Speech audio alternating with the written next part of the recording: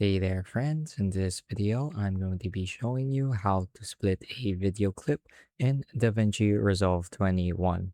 So when you create a new project, this is most likely the screen that you're going to see, and this is the cut view. So this is where you're most likely going to be cutting and arranging most of your video clips for your project. So go ahead and import some media here into the media pool at the top left hand side. You can do so by dragging and dropping your media files into this area. Once that's done, you can drag video clips into your timeline as so.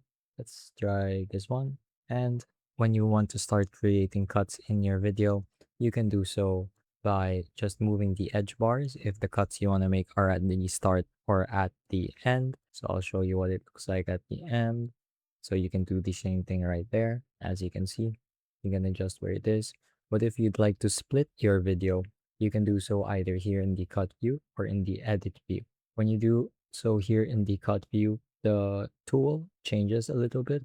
In the edit screen, you would most likely use the blade mode, while here in the cut screen, you have your split clip button that looks like a pair of scissors. So go ahead and click on that.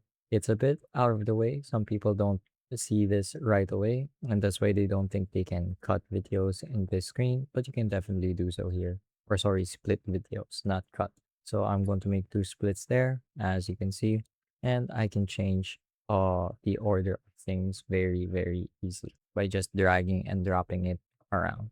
So I'll do the same thing here in the edit view. For example, let's say I want to split the video here. I would select the blade edit mode and then just click on where the timeline marker is or the playhead is. There you go. Multiple clips, and it's really that easy. All it takes is a few clicks, although the UI does take some getting used to, especially if you've used something like Sony Vegas or Adobe Premiere. That's pretty much it for this video though. I hope I was able to teach you something new and something useful. And as always, thank you for watching.